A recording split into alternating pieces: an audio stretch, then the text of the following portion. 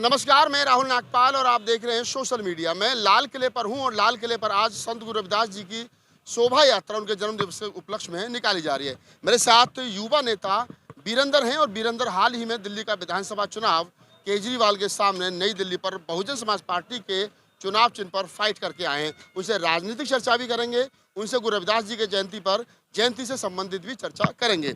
वीरेंद्र भाई, गुरु रविदास जी की जयंती है, क्या कहना चाहोगे इस मौके पर? सबसे पहले तो संत जी की जयंती पर मैं सभी को हार्दिक शुभकामनाएं देता हूं। और यहाँ मुझे बहुत खुशी हुई जब हमारे समाज के लोग यहाँ आज गुरु जी की जयंती मना रहे हैं और भारी तादाद में लोग भीड़ लेके आए हैं और बड़ी बड़ी झांकियाँ भी निकाल रहे हैं।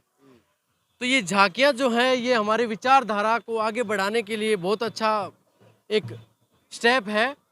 और जहाँ तक हमारे महापुरुषों ने हमारे को एक दिशा दिखाने के लिए बहुत लंबे समय से संघर्ष जो हमारे महापुरुषों ने किया, तो उनके ही संघर्ष में लाइफ थी और वो जीवन जिनमें उन्होंने संदेश देने के बाद आज हमारे लोग बहुजन समाज के लोग यहाँ पर पहुँचे हैं। आज सत्ताधारी पार्टियों में हर सत्ताधारी पार्टियों में भी दमखम लगाकर चुनाव लड़ रहे हैं। और जैसे कि बाबा साहब भीमराव अंबेडकर जी ने भी हमारे को जो अधिकार दिए वो कहीं ना कहीं हमारे महापुरुषों की देन थी। लेकिन धीरे धीरे मैं देख रहा हूँ कि हमारे महापुरुषों की विचारधारा को खत्म करने का काम किया जा रहा है। आज बड़े बड़े जैसे कि आज भारतीय जनता पार्टी ने एक ऐलान कर दिया कि छुट्टी है, आज हमें खुशी है इस बात की। लेकिन लोगों को, मेरे जो समाज के लोग हैं, उनको नहीं भूलना चाहिए कि रविदास जी का मंदिर तोड़ने वाले भी यही लोग हैं। आज बहुत खुशी है मुझे कि रविदास जी की जयंती यहाँ लाल किले पर मनाई जा रही है, लेकिन मुझे दुख भी है कि आने वाली 14 अप्रैल जो बाबा साहब का जन्मदिन है वो हम संसद भवन में नहीं मना पाएंगे, क्योंकि वहाँ से मूर्ति हटाने का काम भी इन्होंने किया है। तो जनता के जहन में ये बातें ध्यान में रहनी चाहिए। अभी हाल ही में चुनाव हुआ है और आपने बहुजन समाज पार्टी के टिकट पर आम आदमी पार्टी के संयोजक केजरीवाल के सामने चुनाव लड़ा था। कैसा रहा राजनीतिक अनुभव? राजनीतिक अनुभव हमारा बहुत अच्छा था, लेकिन पैसे का अभाव है और सत्ताधारी पार्टियां पूरा जो दमखम लगा रही थी और हमने भी देखा, मीडिया ने भी देखा, जनता ने भी देखा। लेकिन हमारी सोच कुर्सी की नहीं है, सामाजिक न्याय की है।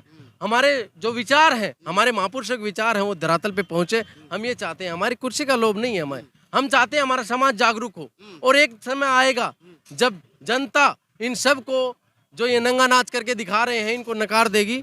और मैं एक ही संदेश देना चाहता हूँ आज लाल किले से कि तुम छोड़ दो ये जात पात, तुम छोड़ दो ये धर्म भरम, दिखने में हम अनेक हैं पर लहू का रंग एक है।